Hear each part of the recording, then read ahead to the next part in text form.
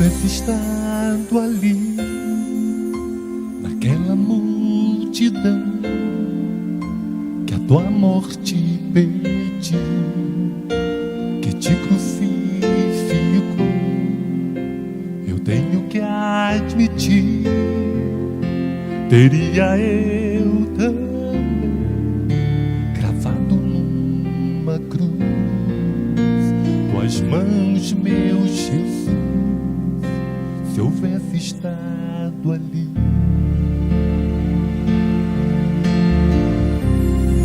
Pensando muito bem, eu sei que eu estava ali, fui eu quem te cuspi, fui eu quem te feri.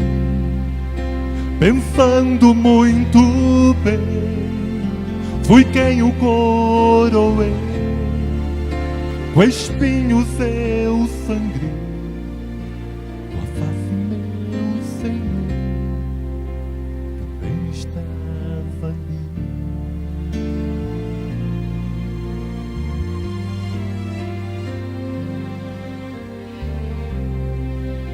Se houvesse estado ali, aos pés da rude cruz, ouvindo-te clamar, ao Pai tu suplicar, eu tenho que admitir, teria eu também, naquela fria cruz, te deixado a sofrer, se houvesse estado ali.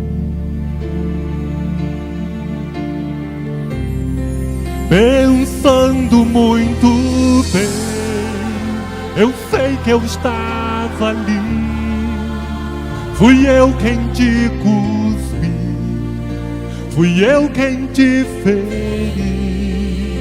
Pensando muito bem, fui quem o coroei, com espinhos eu sangrei, tua face, meu Senhor. Pensando muito bem, eu sei que eu estava ali, fui eu quem te cuspi, fui eu quem te feri. Pensando muito bem, fui quem o açoitei, fui eu quem lacerei teu corpo, meu Senhor, também estava ali.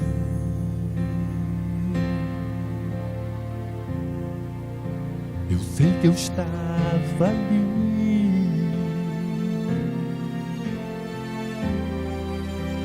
também estava ali.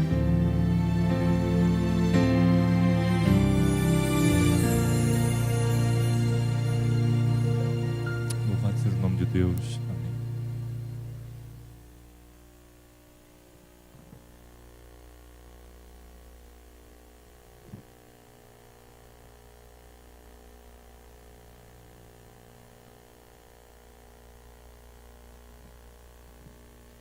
Obrigado, Jean, essa bonita mensagem musical. Uma boa noite, irmãos. Vocês estão bem? Que bom estarmos aqui. Uma boa noite aos amigos que também estão em casa, no trabalho, em qualquer outro lugar, sintonizados aqui conosco. Que Deus abençoe. Sejam todos bem-vindos para a honra e glória do nosso Senhor. Hoje, além do friozinho, um pouquinho de chuva também, né? E aqueles que foram mais corajosos vieram, outros devido a alguma circunstância não foi possível. Mas todos nós certamente queremos e seremos abençoados pelo Senhor nesta noite. Como Eliezer disse, eu já estive aqui outras vezes e é um prazer retornar aqui. Eu quero que você abra a sua Bíblia no livro de 2 Crônicas. É daqui que vamos fazer esta viagem maravilhosa dentro da Palavra de Deus e aprendermos algumas lições. Lições que nos inspiram, lições que nos fortalecem A Bíblia, como alguns de vocês, se não todos sabem, ela tem 66 livros, ela tem 1.189 capítulos, tem 31.102 versículos, tem 773.693 palavras, tem 3.566.483 letras. Em algumas versões pode mudar um pouquinho. Seria impossível Deus não falar conosco nesta noite. Além de tudo isso, se não fosse suficiente, ainda temos a plena certeza do Espírito de Deus em nosso meio. A Bíblia diz que nós não sabemos sequer orar. Romanos 8:26 diz que é preciso que o Espírito Santo traduza. É possível que eu fale alguma coisa que você, pelos meus lábios, não entenda, mas certamente o Espírito Santo vai traduzir aí ao seu ouvido aquilo que realmente o Senhor deseja falar. Que cale-se o homem e fale o Senhor Jesus. Ainda se não fosse suficiente, de todas essas coisas, eu estudei um tema aqui que eu creio que é um dos mais maravilhosos que há na Bíblia. Entre esses 1.189 capítulos, irmãos, existe apenas 4 capítulos na Bíblia que são diferentes de todos os outros capítulos. Apenas 4 capítulos. Alguém arriscaria dizer quais são? Muito bem. Se não sabia, vai saber hoje quais são os capítulos diferentes da Bíblia. Apenas 4. 1.185 capítulos, todos eles falam a respeito do pecado, a respeito da solução. E os 2 capítulos especiais da Bíblia, por que são especiais? Porque não fala sobre o pecado. Não fala sobre a consequência do pecado. Gênesis 1 e Gênesis 2 não fala sobre pecado. Fala sobre a criação.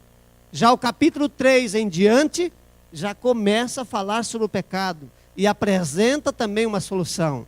E o próprio Deus traz essa solução. Jesus Cristo. Os 2 capítulos ainda diferentes. Mais 2 capítulos. Apocalipse 21 e Apocalipse 22. São diferentes de todos os demais. Os 2 primeiros capítulos não falam sobre o pecado. Os 2 últimos capítulos da Bíblia apresentam uma vida sem pecado. Maravilhosa. Já no início da eternidade. Isso é uma bênção. Mas desde então, 1.185 capítulos fala da nossa condição. O texto que escolhi nesta noite como introdução, capítulo 20 do livro de 2 Crônicas, o verso de número 3. É esse o texto, é daqui que vamos partir. 2 Crônicas, capítulo 20 e verso de número 3. O texto diz o seguinte: então Josafá teve o que, irmãos? Medo. Então Josafá teve medo. Medo. E continua dizendo: então Josafá teve medo e se pôs a buscar ao Senhor e apregoou jejum por todo o Judá. Eu gostaria de fazer 2 perguntas a vocês, mas eu sei qual é a sua resposta. E aí você deve perguntar assim aí na tua mente: mas se ele sabe da resposta, por que vai perguntar? Você já percebeu as perguntas que Deus fez a seus filhos na Bíblia? Se você for lá no livro de Gênesis, por exemplo, quando Adão e Eva pecam, e Deus se apresenta ali no jardim, ele diz assim: Adão, onde estás? Parece uma pergunta inofensiva, não parece? Tratando-se de Deus, parece algo sem sentido. Porque Deus não sabe todas as coisas? Certamente que sabe. E aí Deus pergunta mais uma vez para Adão: por que você está escondido? Deus não já sabia que Adão e Eva haviam pecado? Certamente que já sabiam. Se você for, por exemplo, lá para o Novo Testamento e ver as perguntas que Jesus faz, parece estar fora do contexto, em se tratando de alguém que sabe todas as coisas.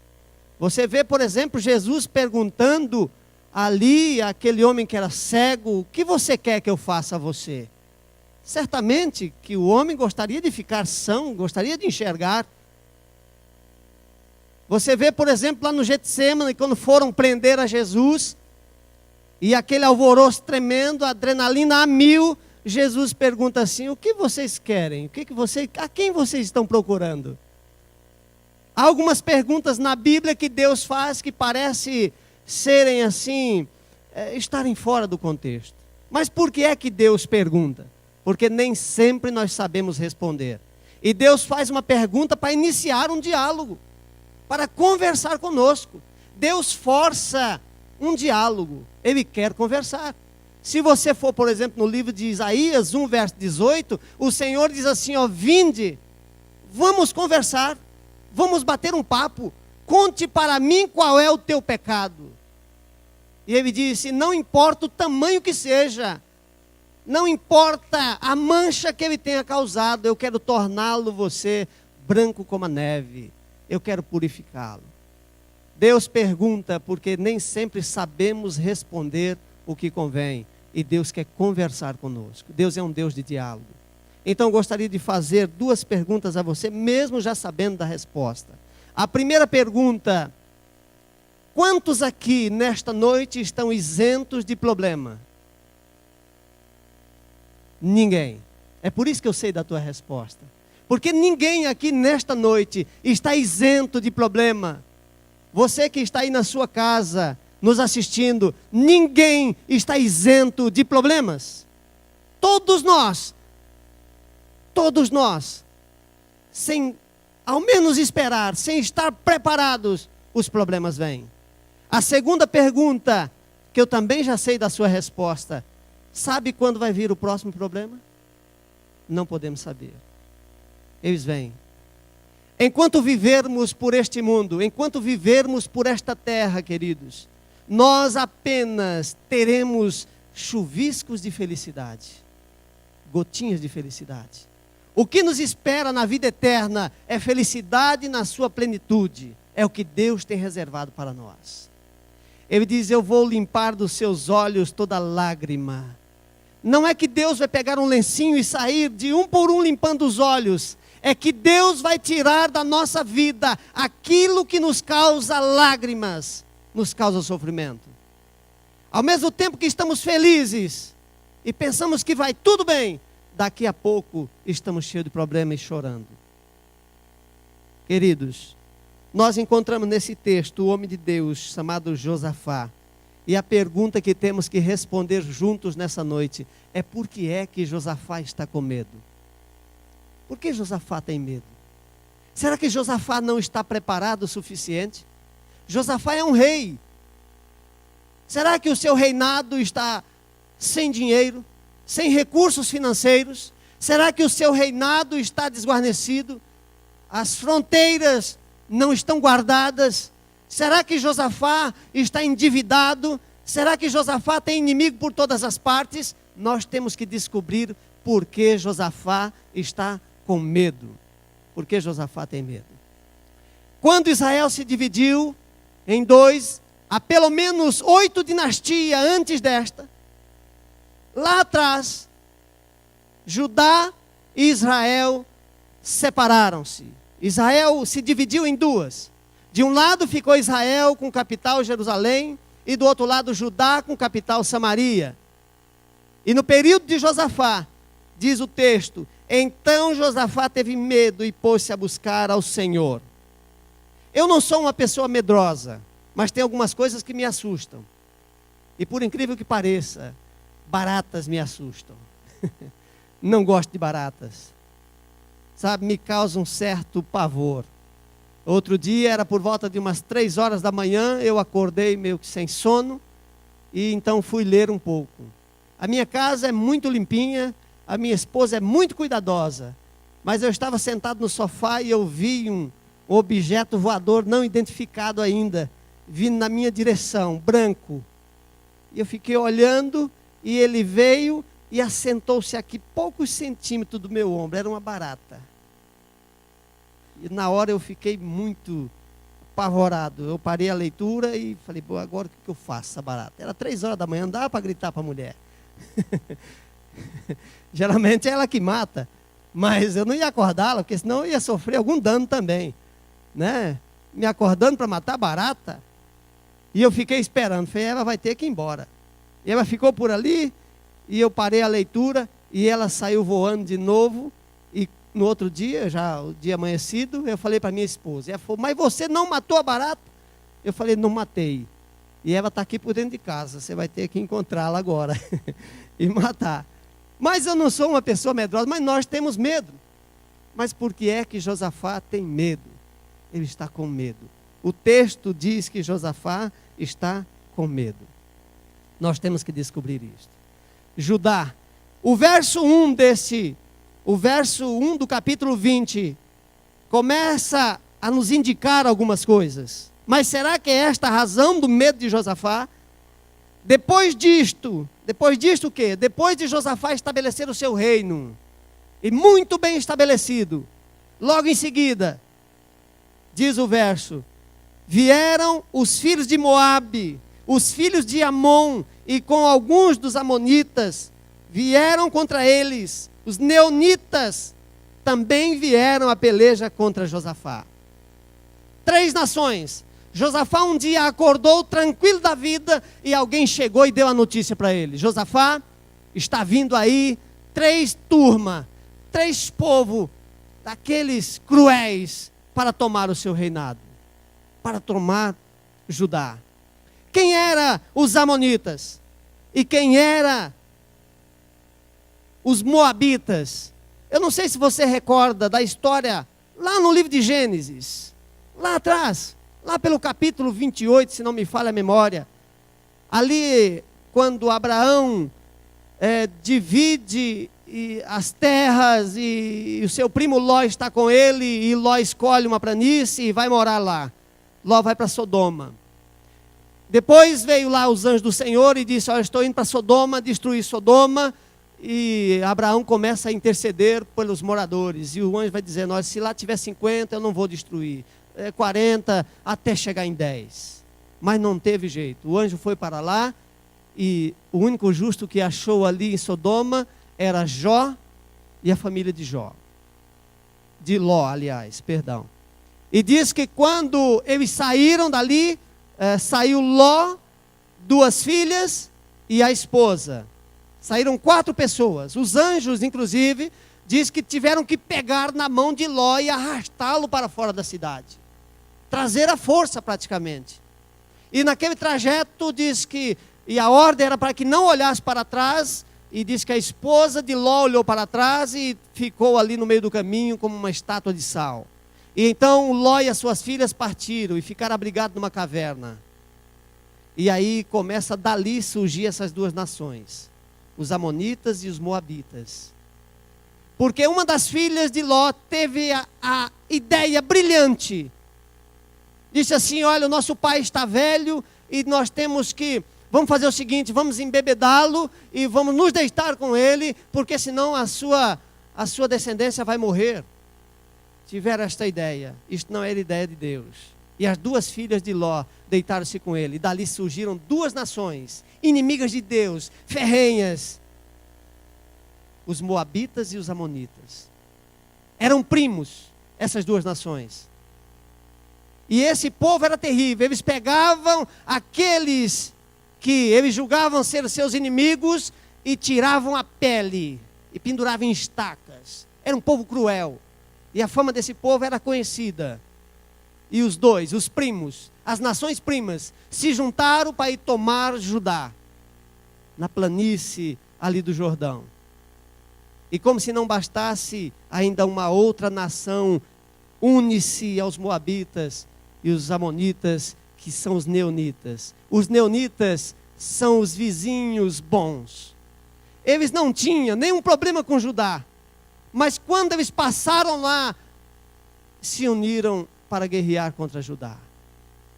3 nações. Alguém chegou e disse, olha Josafá, os problemas apareceram. Os problemas apareceram. Mas será que isso foi o que causou medo em Josafá? Ainda não. Sabe por quê? Porque se você for o capítulo 18 e pegar uma calculadora Josafá tinha um exército grandioso, gigantesco. Essas 3 nações não chegavam a 500 mil soldados. E sabe quantos soldados Josafá tinha? Se você pegar uma calculadora em casa e começar a somar, porque lá está descrito quantos soldados Josafá tinha em seu reinado. 1.150.000 homens. 1.150.000 homens. E a Bíblia diz que há um toque de trombeta. Eles estariam prontos para a guerra. Portanto, Josafá não está com medo dos inimigos, porque ele tem a solução. São homens preparados. Mas a Bíblia diz que Josafá está com medo. Você lembra quem era o pai de Josafá? Um rei chamado Asa.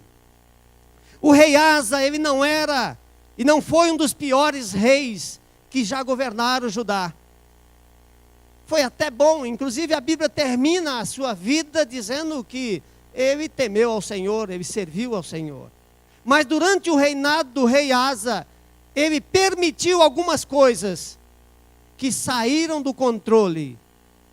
Ele permitiu que prestassem cultos a outro Deus, a outros deuses, e levantaram nos montes postes ídolos, e as pessoas iam lá cultuar a Baalins e tantos outros deuses.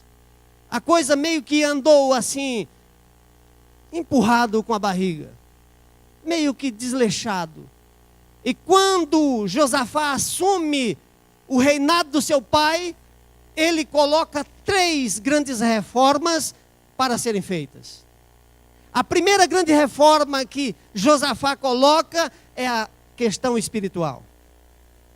Ele diz, agora eu estou no comando, e as coisas há de mudar por aqui. Diz que alguém encontrou, capítulo 17, diz que alguém encontrou lá o livro da lei, e Josafá deu a seguinte ordem: vá por todo Judá, ensinando o povo a guardar a lei novamente. Vá por lá. E fora feito. Então nós poderíamos dizer que Josafá preparou-se espiritualmente para a batalha que ele não sabia que chegaria. Sabe, queridos, há um pensamento que ele deve ser o básico de nossas vidas. E é com esse pensamento que nós temos que aprender uma grande lição. Em época de crise, não se estabelece uma base. Se estabelece uma base em época de paz. Mas em época de crise, não devemos estabelecer uma base. Nós sabemos e conhecemos, e talvez tenha até acontecido conosco, que em época de crise, quando estamos em aperto, sem dinheiro, sem nenhum fundo de reserva, às vezes nos metemos aí nesses empréstimos da vida e acabamos nos endividando todo. Em época de crise não devemos estabelecer uma base. Se o seu casamento hoje está feliz, se o seu casamento hoje está bem, esta é a época de dar flores. Esta é a época de dizer, querida, eu te amo. Esta é a época de dizer, olha, você cozinha muito bem. É hora de dizer aos filhos hoje, enquanto tem paz, enquanto eles não forem embora, filho, eu te amo, meu filho. Em época de crise não dá tempo para estabelecer uma base. E quando nós queremos estabelecer uma base em época de crise, às vezes cometemos grandes erros. Grandes erros. Mas só que Josafá estabeleceu uma base em época de paz. Não foi em época de crise. Josafá tem 1.150.000 homens. Sabe do que mais? Os muros de Josafá. O muro que cercava o reinado de Josafá tinha cerca de 6 metros de largura. E cerca de 25 metros de altura. Não era qualquer muro. Passava 2 carruagens tranquilamente por cima daqueles muros. 1.150.000 homens. Uma fortaleza quase que intransponível. E a Bíblia diz que Josafá está com medo.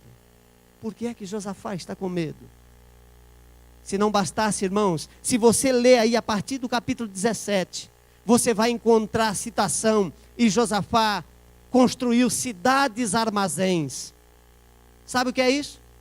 A Bíblia diz que essas cidades armazém, essa informação de cidades armazém, nos diz o seguinte, que se Josafá tivesse cercado por um inimigo, ele não precisaria sair para buscar alimentação, pelo menos durante 6 meses. Estava garantido. Em época de paz, Josafá estabeleceu um reino forte. Mas a Bíblia diz que Josafá está com medo. Está com medo. A Bíblia diz assim, olha, o verso 3, então Josafá teve medo. Josafá não é um rei covarde. Porque entre aquelas reformas que Josafá fez, ele fez uma outra reforma. Todos no meu reino que tiverem ídolos dentro de casa, eles devem retirar os seus ídolos, irem para os locais públicos e rebentar esses ídolos. Quebrar todos eles. Em Judá é inaceitável ter outro Deus, senão o Deus de Israel. Essa foi a segunda e grande reforma que Josafá fez. Agora a terceira de arrebentar, irmãos. A terceira, diz a Bíblia, lá no livro de 1 Reis, se não me falha a memória, 22, verso 47, que Josafá mandou matar todos os prostitutos cultuais. Todos, exterminar esse povo. Quem que eram os prostitutos cultuais? Era um grupo de pessoas, jovens e adultos, que se reunia para adorar alguns deuses. E no meio dessas reuniões, eles começavam a praticar não somente a homossexualidade, não somente a bebedice, mas cultuar aos outros deuses. Era naquela época uma desgraça para Judá. E Josafá foi ter uma conversa com esse povo. Os que voltaram atrás foram liberados. Mas aqueles que persistiram nessas baladas infernais que haviam, Josafá diz, exterminem todos. Mas o texto diz que Josafá, com tudo isso, está com medo. Diz que Josafá não tinha problemas com dinheiro. Se você for no capítulo 17, verso 11, diz que os filisteus tinham medo de Josafá.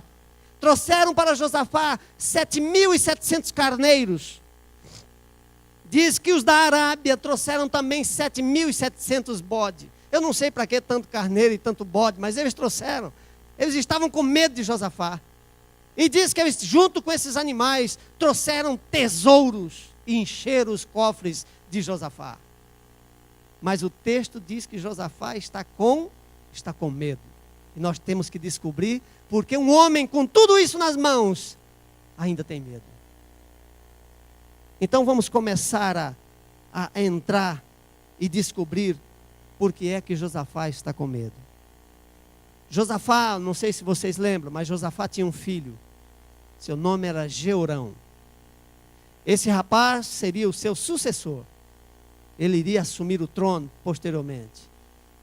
E esse rapaz, eu não sei em que ocasião, mas diz a Bíblia, e o capítulo 18, o final aqui, o final do verso 1, diz que Jeorão, aliás, diz que diz que Josafá aparentou-se de quem? De Acabe. E aí começa Josafá a ter problema. Jeorão, certa vez, passeando por lá, pelo shopping lá de Judá ou de Israel, ele viu uma moça que era espetacular. Era uma jovem muito bonita. Era bela. E diz que Jeorão ficou apaixonado por aquela jovem. Só que nem sempre os nossos olhos devem comandar o nosso corpo, deve comandar a nossa vida. Eu, há 21 anos atrás, eu conheci uma moça lá no Mato Grosso, que eu fiquei com os 4 pneus arriados. É assim que o pessoal diz lá quando... Foi amor à primeira vista. E a minha mãe, uma senhora já experiente, começou a me dar conselhos e diz, olha meu filho, essa moça não é para você. E eu comecei a pensar comigo assim, olha, será que nem minha mãe quer o meu bem? Essa é a moça para mim, Senhor. E ficamos ali namorando algum tempo, e até que uma vez Eu cheguei e ela já estava com outro namorado sem me avisar. E aquilo foi uma decepção, viu, Eliezer? Eu estava chegando na igreja. Era moça, para você ter uma ideia, uma vez eu não tinha dinheiro para levá-la para passear. Peguei uma bicicleta emprestada do meu irmão, vendi a bicicleta para sair com a moça. E agora ela faz isso comigo. E eu fiquei revoltado da vida. É sério. E os meus olhos diziam assim, esta é a moça certa. Mas Deus dizia, não é esta. E se for preciso arrebentar o teu coraçãozinho para colocar você na linha, eu vou fazer isso. Eu havia já vindo de uma vida que eu não queria voltar para lá. Eu era cantor em uma dupla de sertaneja. Modesta parte, até que a gente cantava bem. Talvez hoje fosse sair um Zezé de Camargo, um Chitãozinho, mas o Senhor mudou a história. E eu tinha saído recentemente do mundo, e eu disse assim, eu vou voltar para lá. Mas o Senhor não permitiu. E aí, mais tarde, só mais tarde, eu vim descobrir por que é que não deu certo aquele namoro. Essa moça, até hoje, ela nunca se firmou no relacionamento. Todos os namorados que arrumou, pelo menos até onde eu soube, ela sempre traía os namorados. E olha onde que eu estava querendo entrar. Mas Deus, Ele toma conta de nossas vidas. É Deus que está no controle, irmãos. Não somos nós. Um dia nós dissemos ao Senhor assim, Senhor, a minha vida é tua. Portanto, se a minha vida é do Senhor, é melhor que Ele dirija. É melhor que Ele dirija. Nós, às vezes, até falamos assim, olha, nós não somos um robozinho. Nós servimos a Deus porque amamos e nós temos livre e espontânea vontade, nós temos o livre-arbítrio. Só que hoje, depois de 21 anos servindo a este Deus, eu não faria nenhuma questão de ser um robô na mão do Senhor. Não faria. Eu até diria para Ele, Senhor, se puder controlar totalmente a minha vida, é melhor. Eu vou errar menos. Mas o Senhor não trabalha assim. O Senhor nos dá oportunidades para acertar e também nos dá oportunidade para errar. É isso que o Senhor faz conosco. Diz que Josafá aparentou-se de Acabe, porque o filho conheceu uma moça chamada Atalia. E diz que o texto continua dizendo do capítulo 18 que Acabe fez uma grande festa. Agora nós já somos parentes, seu filho já casou com Atalia, minha filha. De quem que esta moça era filha? De Acabe com? Poxa vida. Se não bastasse todos os problemas, agora Josafá também aparentou-se de Jezabel. A serva do Senhor diz que Jezabel é símbolo de satanismo. A Bíblia descreve o fim de Jezabel de uma forma terrível. E eles se aparentaram. Lá no almoço, diz que Jezabel falava com Acabe assim, olha, porque a Bíblia diz que era Jezabel que comandava tudo. Acabe sentava no trono, mas quem governava era Jezabel. E falou para Acabe assim, Acabe, chama ele para nós tomarmos aquela cidadezinha lá, chamado Ramote Gileade. E aí Acabe, Josafá, agora nós somos parentes, vamos pegar o seu 1.150.000 homens e o meu aqui, que também era um exército grande, e vamos tomar aquela região. Acabe falou, olha, Josafá falou assim, olha, vamos fazer o seguinte, vamos consultar a Deus para ver o que ele fala sobre isso. E Acabe falou assim, mas aqui nós temos 400 profetas. Vamos consultar com eles? E foram lá nos profetas, os 400, e todos eles disseram assim, olha, pode ir, é vitória garantida, pode ir sossegado. E trouxeram a mensagem para Josafá, e Josafá disse assim, olha, vamos fazer o seguinte, vamos tirar a dúvida disso aqui, eu vou perguntar para um profeta lá da minha terra, o nome dele é Jeú, eu vou mandar uma mensagem para ele, para ver o que ele fala a respeito disso. E mandou uma mensagem para Jeú, se era da vontade de Deus, que ele se unisse a Acabe, para tomar aquele local, Ramote Gileade.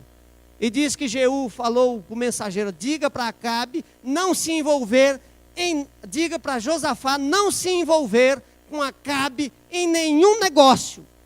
Ponto final. E o mensageiro volta e dá a mensagem para Acabe, para Josafá e Acabe. E aí o Acabe disse assim: mas esses seus profetas eu já sei, eles não falam nada de bom a meu respeito. Eles não tratam nada de bom a meu respeito. E então Josafá disse assim: ó, vamos consultar o outro profeta. Eu tenho um outro profeta lá. Quem sabe se ele não fala algo diferente. E vai até Micaías, que era um outro profeta. E o profeta diz assim: diga para Josafá não se envolver em nenhum negócio com Acabe. Nada. E Josafá ainda estava lá na casa do rei Acabe. E chegou a mensagem bem clara da parte de Deus. E aí, com insistência de Jezabel, com insistência de Acabe, diz que Josafá cedeu. E diz: tá bem, vamos lá ganhar, vamos lá pegar essa terra para você. E diz que foram para lá. Chegando lá, diz que houve um problema sério. Era um povo pequeno, mas Acabe morreu lá. Levou uma flechada e por lá ficou. E Josafá voltou derrotado para casa. Quando ele estava chegando, o profeta Jeú foi a seu encontro e disse assim: olha, Acabe, tão certo como Josafá, tão certo como vive o Senhor, uma hora a mão do Senhor vai pesar contra você. Está começando a entender por que Josafá está com medo? Ele tem 1.150.000 homens. Ele tem uma fortaleza quase que intransponível. Ele tem um palácio forte. Ele tem uma cidade bem alimentada. Tem homens preparados. Mas quando os problemas vieram, a primeira coisa que veio no Josafá: será que Deus está comigo? Será que o Senhor vai estar batalhando comigo? Deixa eu te dizer uma coisa nesta noite, meu irmão. Pegue tudo que você tem e adicione Jesus Cristo no centro. E você será vitorioso. Nós seremos vitoriosos. Sabe, queridos, eu sirvo a Jesus Cristo há 21 anos da minha vida. Há 21 anos. Eu tenho 41, portanto, mais da metade da minha vida, eu sirvo a Jesus Cristo. E eu já aprendi muito com esse Deus maravilhoso. Eu já tive altos e baixos na minha vida. Eu já cheguei a alguma situação de que se não tivesse a igreja para me sustentar, me alimentar, as coisas tinham piorado. Eu já cheguei numa situação do meu filho estar hospitalizado, a minha esposa estar em casa desempregado, e eu desempregado, e a despensa sem nada, nadinha. E eu nunca fui um homem preguiçoso. Eu comecei a trabalhar desde 12 anos. E eu saía de casa de manhã: Senhor, eu vou buscar. E às vezes voltava à tarde para casa sem nada. Outro dia encontrei um irmão que agora não faz parte mais da igreja. E ele disse: opa, você está bem hoje, hein? Falei: graças a Deus. E ele era uma das pessoas que me davam cesta básica, porque a situação chegou no fundo do poço. E louvado seja Deus, porque o Senhor nos promete: eu nunca vi um justo desamparado, nem a sua descendência mendigar o pão. E o Senhor mandava as pessoas me dar. Quando não tinha o dinheiro para pagar o aluguel, muitos dos irmãos chegavam e pagavam meu aluguel. Louvado seja Deus por isto, porque a sua promessa é fiel. Nós lemos o Salmo 23 e lá diz o quê? O verso 1: o Senhor é o meu pastor e o quê? E nada me faltará. Só que esta versão chegou para nós diferente. Porque o original desta versão, lá diz o seguinte: o Senhor é meu pastor e não faltará. Mas quem não vai faltar? Não, não é nada que não vai faltar, não. É o Senhor que não vai faltar. O texto original diz: o Senhor é meu pastor e não faltará. A presença do Senhor não faltará. Porque senão, irmão, você olha e diz assim: eu estou desempregado, então a Bíblia está mentindo porque está me faltando emprego. Eu estou doente, está me faltando saúde. E por que a Bíblia está dizendo que o Senhor é meu pastor e nada vai me faltar? Presta atenção numa coisa: o Senhor está prometendo que Ele não vai faltar com você. E o texto nos indica isso. Ele diz: quando você passar pelo vale da sombra da morte, eu serei o quê? Contigo. Deus nunca nos prometeu que em nossas vidas não teríamos fornalhas. Ele prometeu que no meio da fornalha Ele entraria conosco. Não foi assim lá na Babilônia? O jovem disse assim: olha, rei, nós respeitamos o Senhor. Nós gostamos do Senhor. Mas saiba de uma coisa, rei, que se o Deus que nós servimos quiser nos livrar, certamente nos livrará. Mas se não quiser, não vamos deixar de amá-lo. É assim, queridos. E eu lembro como se fosse hoje. Um dia estava na minha casa, e era por volta de umas 6 da manhã, e a minha esposa, o meu filho já estava em casa, e a minha esposa disse assim: olha, hoje só tem o leite para a mamadeira do Mateus, e depois disso não tem mais. E eu disse: só nos resta uma coisa, orar a Deus. Alguns dizem assim: o meu dinheiro não cai do céu. O contrário, irmão, o meu dinheiro cai do céu. É Deus quem nos dá. O crente tem que levar isso em consideração. É Deus que nos dá. Não é outra pessoa, não. E quando nós levantamos da oração, escutamos no corredor alguns passos. Era o irmão Gilberto e a irmã Cida. O irmão Gilberto com uma caixa de leite gigantesca.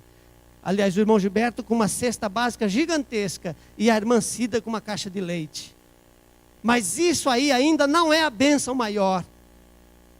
O grande feito de Deus aconteceu há uma semana antes, quando o irmão Gilberto recebeu o seu salário lá na empresa, e na hora ele disse assim: já sei para quem dar esta cesta, vai ser para o irmão Jairo. E o seu filho disse assim: pai, pega a minha cesta também, que os dois trabalham junto, una-se a sua e dê para alguém na igreja. E ele disse: o irmão Jairo acabou de ganhar outra cesta. E o filho meteu a mão no bolso e disse: pai, compre uma caixa de leite e dê também para quem você vai dar a cesta. Mas há uma semana atrás eu ainda tinha leite e tinha comida. Há uma semana atrás eu ainda tinha tudo isso em casa. Só que uma semana antes Deus disse assim: eu sei que na semana que vem você não terá nada, então deixa eu já providenciar antes. Louvado seja Deus por isso, irmãos. Pegue tudo que você tem e coloque nas mãos do Senhor. Diga: o Senhor é o meu Deus em quem eu confio, somente em Ti. Sabe por que a gente às vezes sente tanto medo? Porque não confiamos no Deus que nós temos. Cristo é a solução para os nossos problemas. Paulo diz assim: regozijai-vos sempre, sempre no Senhor. E Paulo está falando, sabe de onde? De dentro de uma prisão. E Paulo diz assim: eu tenho motivo para ser feliz. E qual é o motivo de Paulo? Jesus Cristo. A razão real da nossa felicidade. Josafá diz que ele tem medo, mas ele corre para o lugar certo. Porque depois que ele sentiu esse medo, depois dele ter sentido que o inimigo estava vindo na sua direção e que ele poderia estar só, ele faz a coisa certa. Ele diz: olha, nós já fizemos muita reforma aqui, só que agora eu preciso de vocês para orar comigo. E diz que apregoou o jejum por todo Judá, e o povo obedeceu. Agora, irmãos, o texto termina, o capítulo 20, aliás, vem aqui, terminando, no verso 30, olha a mensagem que tem aqui, o verso 30 do capítulo 20, depois de Josafá ter corrido para Deus, ter ido novamente ao Senhor, pedido socorro a Ele, esse relato termina no verso 30 dizendo assim: assim o reino de Josafá, teve Deus. Por quê, irmãos? Por que foi que Josafá teve paz? O verso diz assim: porque Deus lhe dera repouso por todos os lados. Só teremos paz se vir de Deus. Não estamos isentos de problemas, irmãos. As pessoas aí fora dizem: olha, a partir do momento que você entrega a sua vida a Jesus Cristo, todos os problemas acabam. Todos os problemas vão finalizar. Não é por aí. O próprio Senhor Jesus nos afirmou: olha, nesse mundo vocês terão aflições. Nesse mundo vocês terão problemas. Mas tenha plena certeza: eu venci o mundo. Eu venci. E através de Cristo somos mais que vencedores. O capítulo 43 do livro de Isaías, o verso 13, o Senhor está dizendo para nós: agindo eu, quem pode impedir? Ninguém. Ninguém, queridos. Não estou dizendo aqui que você seja ou esteja passando a situação de Josafá, sempre com medo. Eu estou querendo reafirmar a nossa fé em Cristo Jesus, para que no momento da tribulação, no momento da dor, no momento da tristeza, você se lembre que há um Deus que está de olho em você. Você, meu amigo que nos assiste em casa, lembre-se, Jesus Cristo está de olho em você. Porque a Bíblia diz, o Salmo 101, verso 6, os meus olhos procuram os fiéis da terra. Aquele que anda em reto caminho, este me servirá. Nós vamos ouvir mais uma mensagem musical e vamos finalizar com esta mensagem. Eu gostaria de convidar o irmão Jean aqui à frente. Eu gostaria de fazer um apelo a você nesta noite. Eu gostaria de fazer um apelo ao seu coração. Mas eu gostaria que você fosse muito sincero. Esse pode ser o primeiro dia da sua vitória. Nós temos uma semana pela frente, que para nós é desconhecida ainda. Mas nós temos um Deus poderoso que é conhecido por nós. Um Deus que está pronto a fazer milagres. Coisas que você nunca viu até hoje. Se você quiser que esse Deus transforme a sua vida, transforme a sua situação, transforme a sua batalha em paz, eu gostaria que depois que o nosso irmão cantasse, você ouvisse esse apelo, ficasse de pé e vamos orar ao Senhor. Ouça a voz do Senhor, ouça a voz de Deus tocando o seu coração.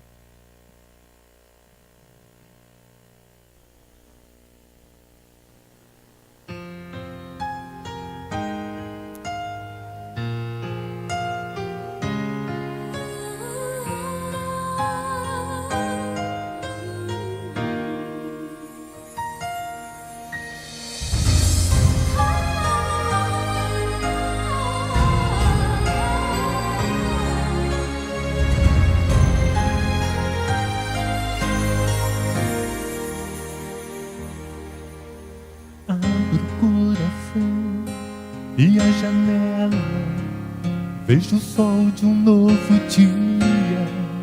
Sei que hoje estás aqui. Tu és como um vento que no avisa, quando sopra e traz a brisa, vem e sopra sobre mim. E meu coração volta pra ti e se renova se estás aqui. E meu coração clama por ti, porque te espero, volto a sorrir. Espírito de Deus, toma minha vida, como a chuva que tardou e ao deserto vida deu, descendo sobre mim como a brisa que derrama sobre mim. Teu poder posso sentir.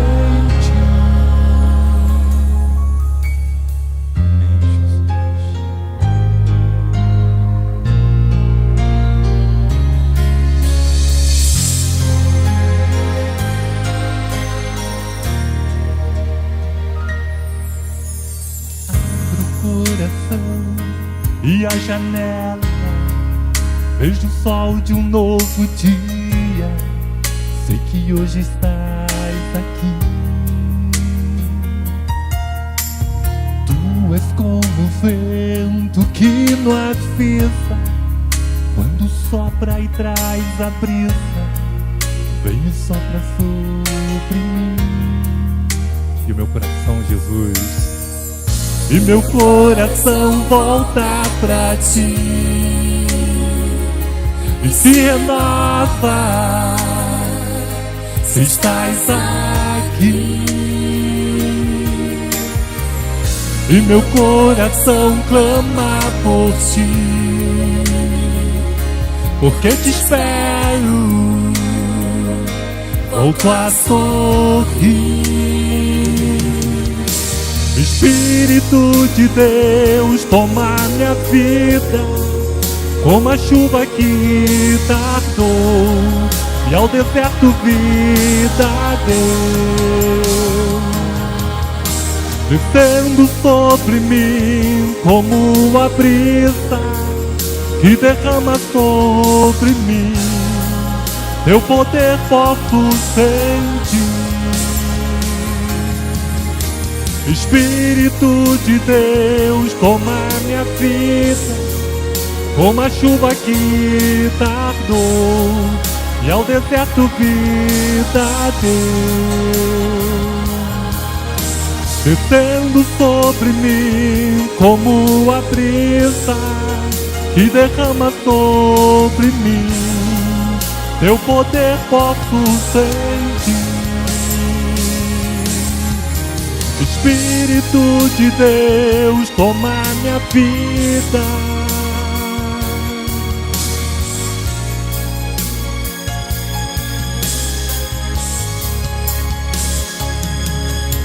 descendo sobre mim como a brisa,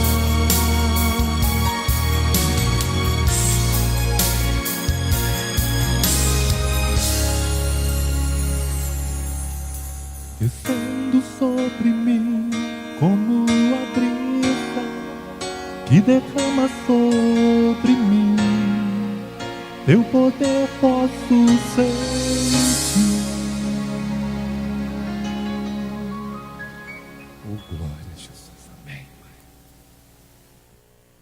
Vamos orar mais uma vez ao Senhor. Feche seus olhos e falemos com Ele. Santo Deus e eterno Pai que estás nos céus, a Ti seja toda honra, toda glória e todo louvor. Ó Deus amado, nós às vezes sentimos medo de coisas pequenas. Nós às vezes, ó Deus, somos covardes, mas nós queremos ser libertos desse sentimento.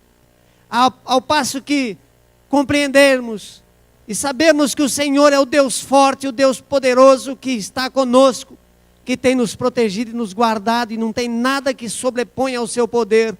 Tire esse sentimento dos nossos corações. Que o Teu Espírito Santo esteja ao nosso lado, e que nós a cada dia sintamos esta presença, e que nossos olhos sejam abertos para ver Jesus Cristo intercedendo por nós, na nossa morada, onde vamos um dia estar com Ele. Ó Deus querido, toma nossas enfermidades em Tuas mãos, e nos liberte desta dor.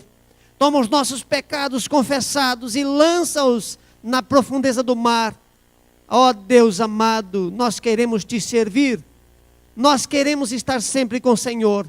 Portanto, não permita, ó Deus, que Satanás preencha o nosso coração com medo. Dá-nos, ó Deus, um restante de noite na Tua presença. Dá-nos, ó Deus, sonhos com o céu, com a vida eterna, e um despertar feliz por sabermos que Jesus está voltando para nos buscar. Leva-nos em segurança, pois Te pedimos, em nome de Cristo Jesus, o nosso Salvador e Rei. Amém e amém.